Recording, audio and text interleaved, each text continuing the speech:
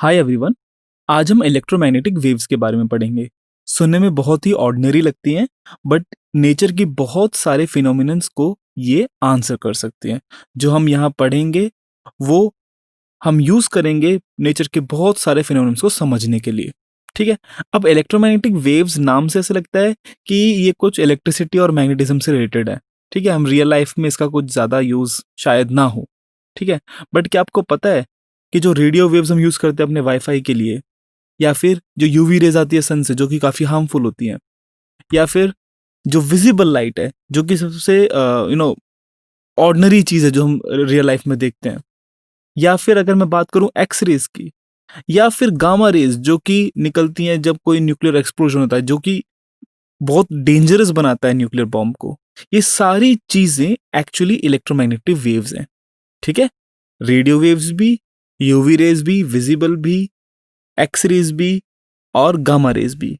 इनके साथ साथ माइक्रोवेव्स भी होती हैं, इनके साथ साथ इंफ्रारेड भी होती हैं। ठीक है, ऐसे ये एक बहुत बड़ा स्पेक्ट्रम है इलेक्ट्रोमैग्नेटिक वेव्स का। ओके, तो इस चैप्टर में हम पढ़ेंगे कि इलेक्ट्रोमैग्नेटिक वेव्स होती क्या हैं, कैसे प्रोड्यूस होती हैं, इनकी प्रॉपर्टीज क्या है, इनकी कैरेक्टरिस्टिक्स क्या है, एंड सो ऑन। ओके, तो हमारे लर्निंग ऑब्जेक्टिव्स हैं displacement current, electromagnetic waves and electromagnetic spectrum. ठीक है, तो इलेक्ट्रोमैग्नेटिक वेव्स कैसे प्रोड्यूस होती हैं उसको समझने के लिए हमें डिस्प्लेसमेंट करंट के बारे में जानना पड़ेगा कि डिस्प्लेसमेंट करंट क्या होता है। ठीक है, कहाँ से आया, क्यों आया। ओके, तो हमारा जो फर्स्ट पार्ट है that is displacement current. Okay, so learning objectives are Maxwell's argument, Maxwell's experiment and Maxwell's equation. ठीक है, तो मैक्सवेल के क्या आर्ग्यूमेंट थे, मतलब एग्जिस्टिंग उस टाइम के हिसाब से जो एग्जिस्टिंग नॉलेज थी अबाउट इलेक्ट्रोमैग्नेटिज्म, उनके ऊपर मैक्सवेल ने क्या बोला, क्या उनके आर्ग्यूमेंट थे। फिर उनके आर्ग्यूमेंट्स को सपोर्ट करने के लिए उन्होंने क्या एक्सपेरिमेंट्स किए, और उन एक्सपेरिमेंट्स के जो कंक्लूजन्स निकले उनसे उन्होंने क्या इक्वेशंस बनाई। मैक्सवेल्स इक्वेशंस आपने सुना होगा शायद नाम। मैक्सवेल्स इक्वेशन बहुत ही, you can say it is one of the core of physics. Electromagnetism एक बहुत बड़ी चीज है हमारे वर्ल्ड के अंदर। ठीक है, बहुत सारी चीजें इनसी से गवर्न होती हैं, और उसका जो एक सेंट्रल कोर कॉन्सेप्ट है वो कोर कॉन्सेप्ट हम मैक्सवेल्स की इक्वेशन से समझ सकते हैं। ठीक है, इसकी सिर्फ मैक्सवेल्स इक्वेशन पे पूरे पूरे कोर्सेज होते हैं इंजीनियरिंग के अंदर। ओके, और आप में से जो लोग अगर इलेक्ट्रॉनिक्स में इंटरेस्ट रखते हैं, इलेक्ट्रिकल इंजीनियरिंग में इंटरेस्ट रखते हैं, तो आप देखोगे कि मैक्सवेल इक्वेशन ही मतलब पूरी पूरी इंजीनियरिंग और पूरी पूरी रिसर्च होती है इसके ऊपर। ये बहुत ही इंपॉर्टेंट एक इक्वेशन है इन इलेक्ट्रोमैग्नेटिज्म। तो हम देखेंगे वो इक्वेशन कैसे आई। ठीक है, तो चलिए पहला कॉन्सेप्ट वीडियो शुरू करते हैं, मैक्सवेल्स आर्ग्यूमेंट्स। मैक्सवेल ने क्या आर्ग्यूमेंट्स दिए। तो जैसा कि हम चाहते हैं कि चार्जेस के क्या इफेक्ट्स होते हैं।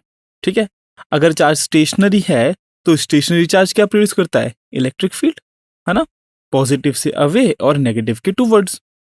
हमने इलेक्ट्रोस्टैटिक्स में पढ़ा था।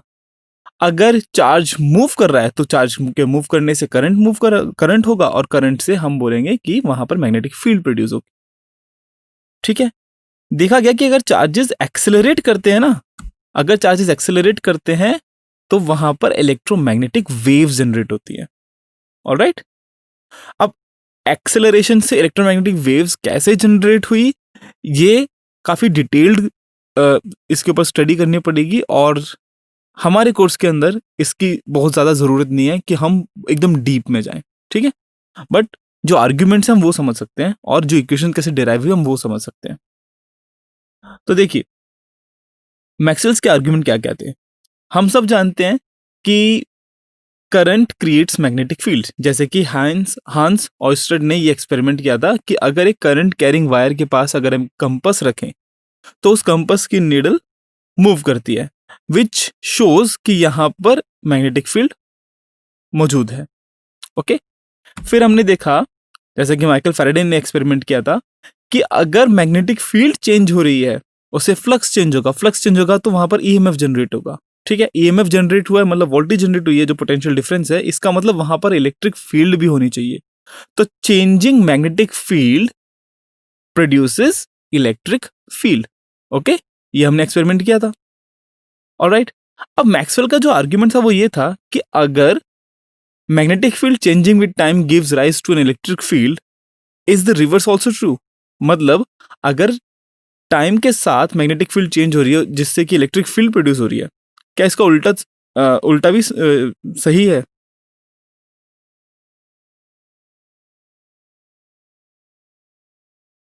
तो अगर टाइम के साथ मैग्नेटिक फील्ड चेंज हो रही है, उससे हमें इलेक्ट्रिक फील्ड मिलती है, तो क्या इसका रिवर्स भी ट्रू है कि अगर changing electric field with time और time changing electric field can produce magnetic field?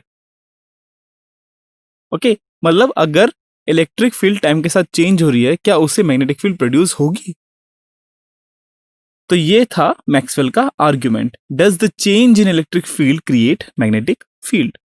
Okay, तो उनका आर्ग्यूमेंट ये था कि यस, ऐसा होना चाहिए कि अगर मैग्नेटिक फील्ड के चेंज होने से इलेक्ट्रिक फील्ड प्रोड्यूस हो रही है, तो इलेक्ट्रिक फील्ड के चेंज होने से भी मैग्नेटिक फील्ड प्रोड्यूस होगी। ओके, और उसके लिए उन्होंने कैपेसिटर्स का यूज किया था। ठीक है, तो अगर मैं बात करूं, मान लो कोई कैपेसिटर को मैं चार्ज कर रहा हूं, ठीक है, अब वो चार्ज धीरे धीरे होगा, चार्ज धीरे धीरे होगा तो इलेक्ट्रिक फील्ड भी धीरे धीरे उसके अंदर बनेगी। ठीक है, इलेक्ट्रिक फील्ड भी यहाँ पर क्या है, टाइम के साथ चेंज हो रही है। अगर यहाँ इलेक्ट्रिक फील्ड टाइम के साथ चेंज हो रही है तो यहाँ पर मैग्नेटिक फील्ड प्रोड्यूस होनी चाहिए। दिस वॉज मैक्सवेल्स आर्ग्यूमेंट, ये मैक्सवेल के आर्ग्यूमेंट थे। ठीक है, अब इसको प्रूव करने के लिए उन्होंने एक्सपेरिमेंट्स किए। तो उनके आर्ग्यूमेंट क्या था कि अगर इलेक्ट्रिक फील्ड के चेंज होने से electric field changing with time gives rise to magnetic field, तो रिवर्स भी ट्रू है, magnetic field changing with time gives rise to an electric field. ठीक है, तो ये दोनों रिवर्सिबल है। मैग्नेटिक फील्ड के चेंज होने से इलेक्ट्रिक फील्ड बनती है, इलेक्ट्रिक फील्ड के चेंज होने से मैग्नेटिक फील्ड बनती है।